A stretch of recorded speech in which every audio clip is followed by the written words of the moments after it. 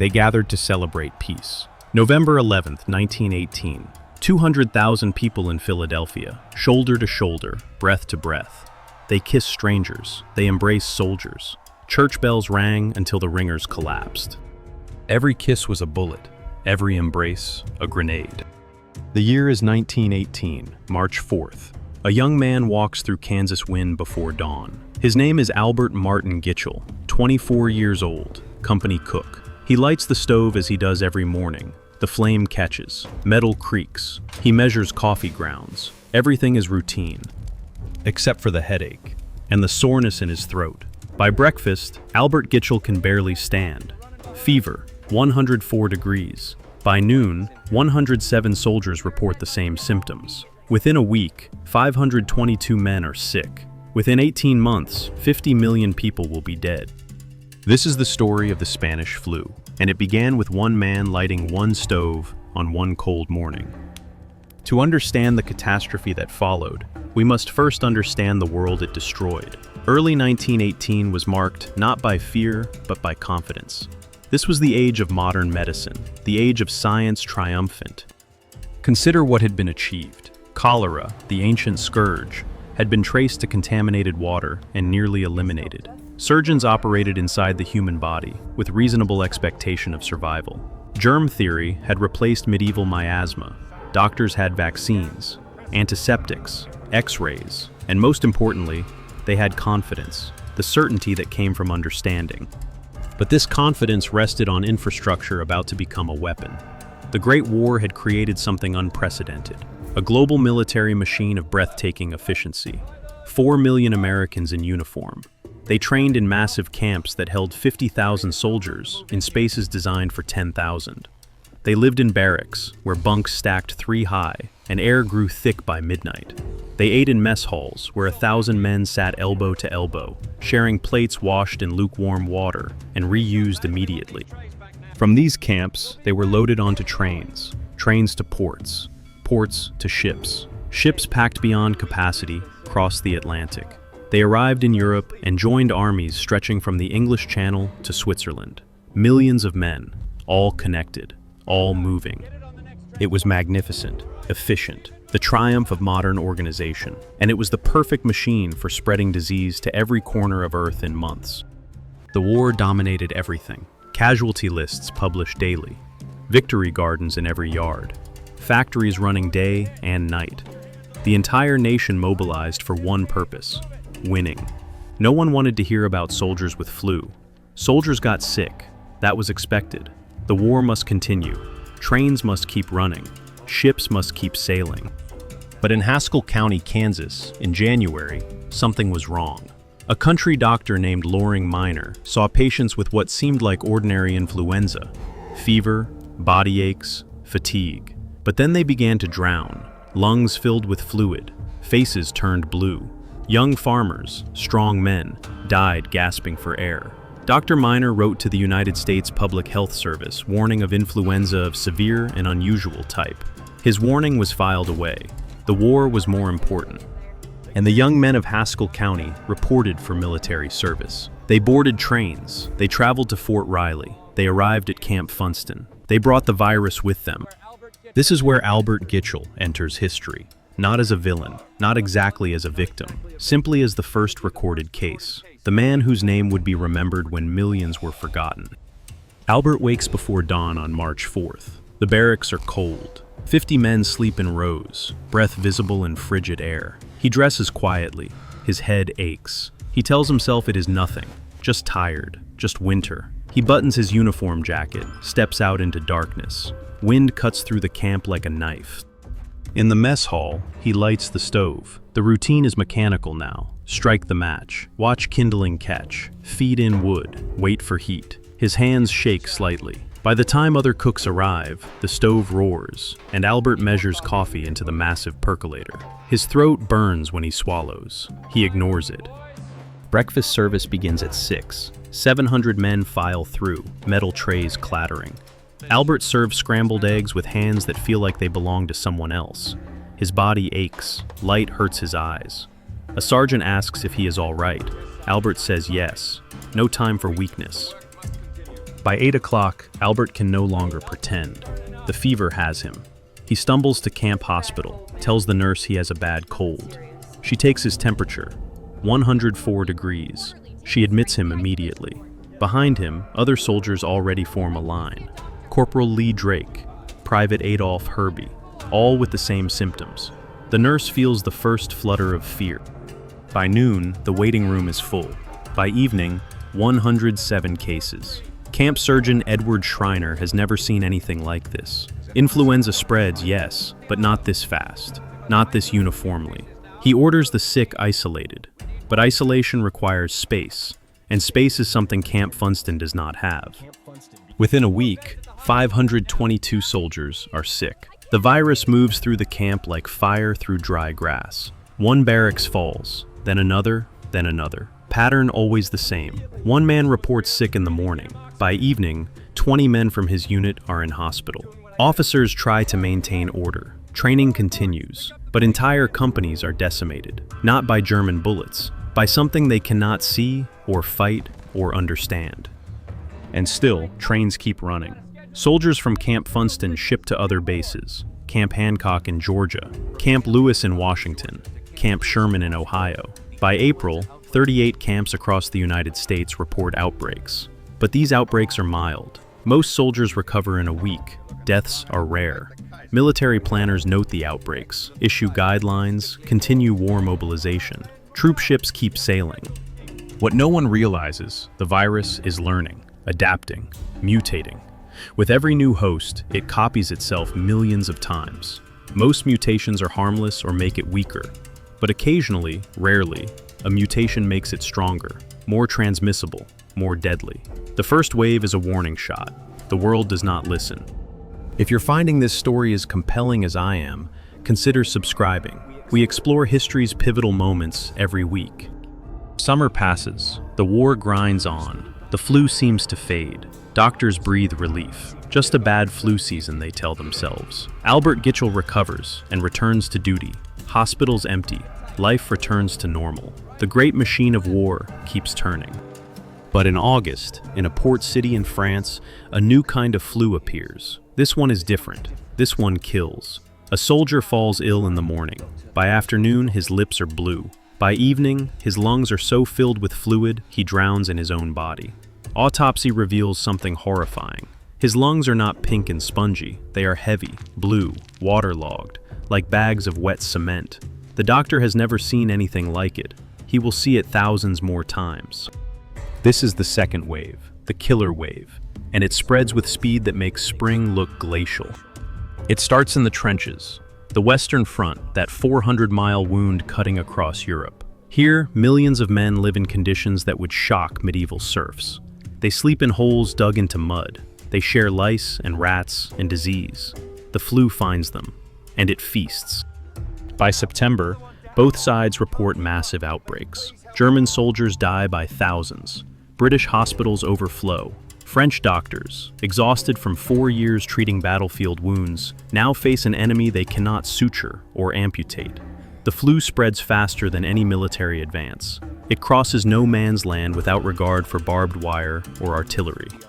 And then it boards ships. Troop transports carry the virus across the Atlantic. 2 weeks of men packed into holds with minimal ventilation, breathing the same air. Ships become floating incubators. The 15th United States Cavalry records 36 cases during crossing. 6 men die before reaching land. Buried at sea, bodies sliding into gray water wrapped in canvas. Most arrive alive. And they disembark in European ports. And they spread the virus into cities already weakened by war.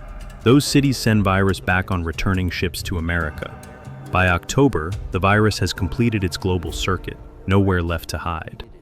The second wave hits the United States like a hammer. No longer mild, no longer a nuisance, a destroyer. Boston struck first, then Philadelphia, then New York.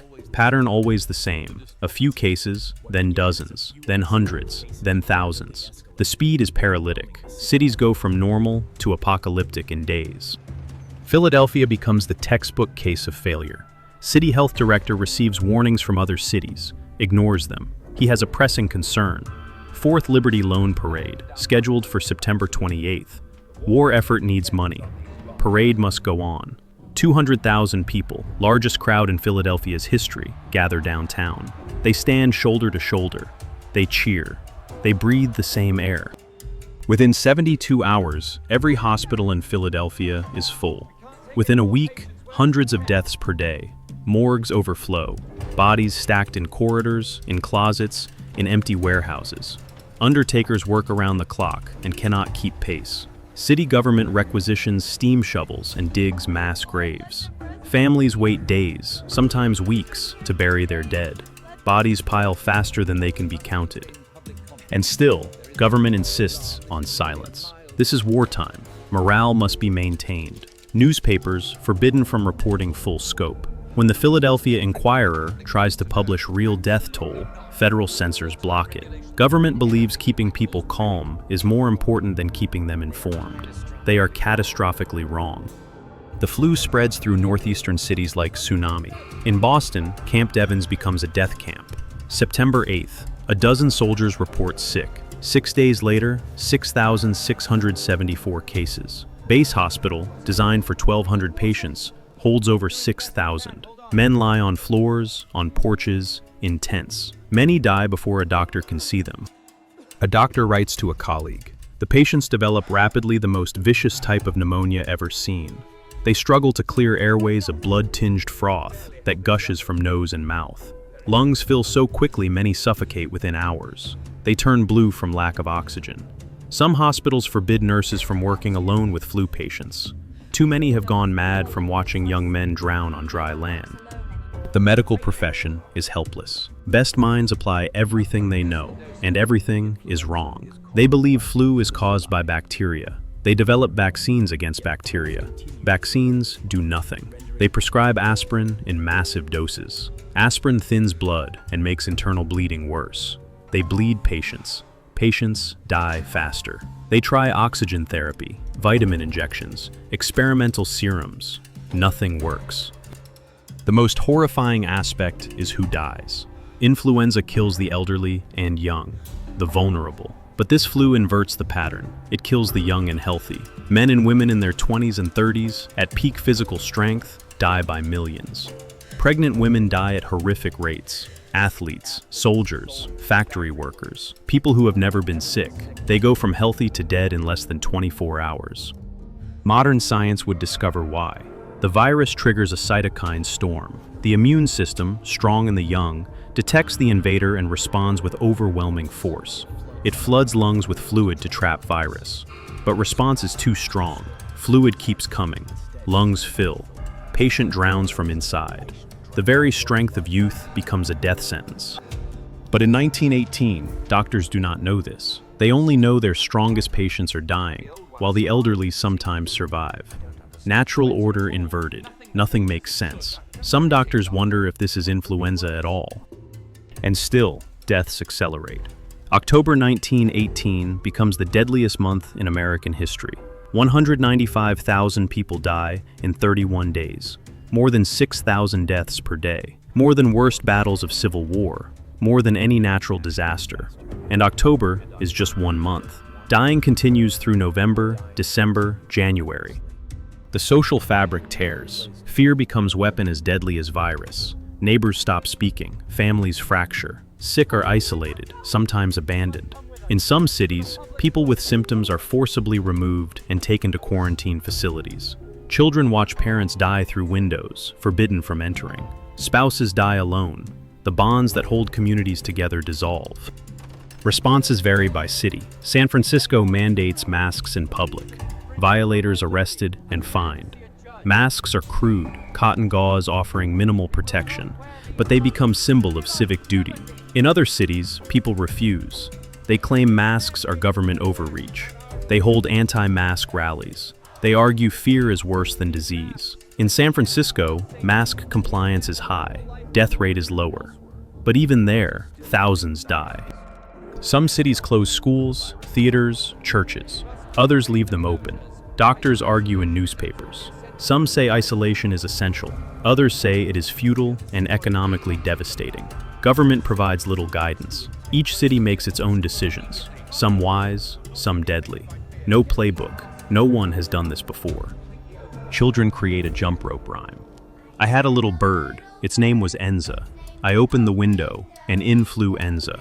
They chanted in schoolyards, giggling, not understanding they are singing about the thing killing their neighbors, their teachers, their parents. The rhyme outlives most children who sing it. The flu reaches places that have never seen such disease. In Alaska, entire villages wiped out. 60%, 70%, 80% mortality in some communities. Survivors, often children and elderly, cannot hunt or fish. They starve in houses surrounded by frozen corpses. In Philadelphia, a survey finds 191 children who have lost both parents. Orphans everywhere. Dead pile faster than society can process. Coffins become scarce, then disappear. Undertakers die. Gravediggers die. Families wrap dead in sheets and leave them on porches. City trucks make rounds, collecting bodies like garbage. Dump them into mass graves dug by steam shovels, layer upon layer. In some places, not enough trucks. Bodies left in homes for days. Smell of death becomes normal. By November 11th, 1918, war finally ends. Armistice signed. Guns fall silent, and people, exhausted and desperate for joy, flood into streets. They have been told to stay apart, avoid crowds, wear masks. They do not care anymore. They have survived the war. They will celebrate. They gather by tens of thousands in every major city, and they spread virus in one final, devastating wave. Philadelphia, New York, Boston, Chicago. Parades become super spreader events. Celebrations seed outbreaks, killing thousands more. Irony is crushing. Peace, the thing they fought for, becomes instrument of death. War took their sons. Peace took their daughters, wives, parents. Victory tastes like ashes.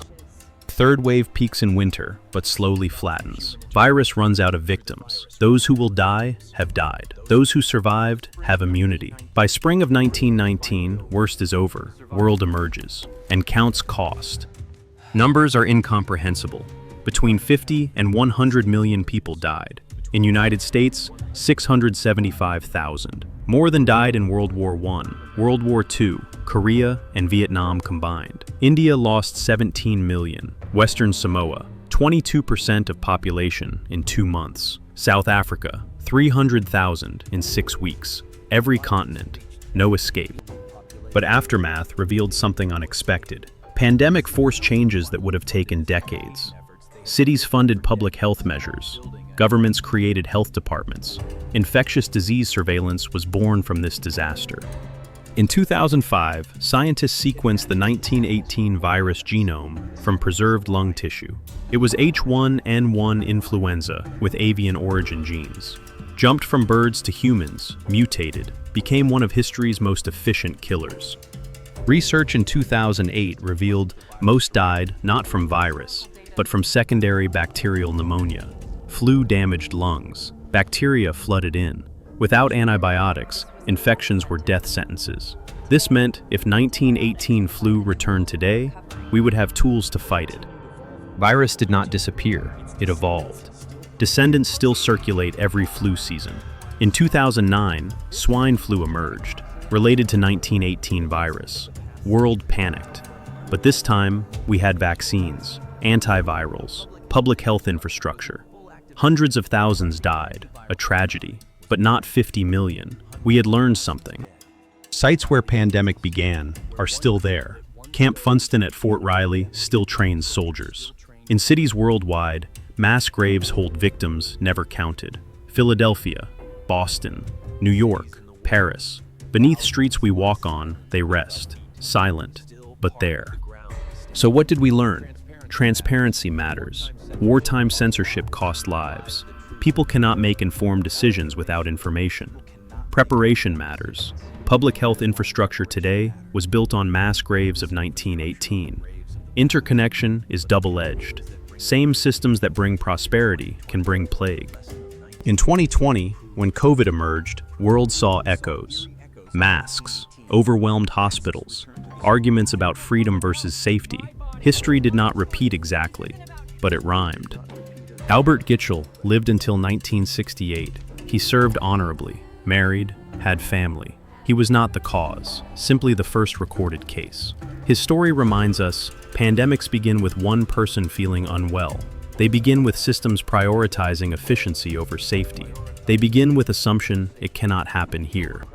Spanish flu taught us civilization is fragile, that connections making us strong can make us vulnerable, that truth matters more than morale, that we can endure, that even after losing 50 million in 18 months, humanity found a way forward.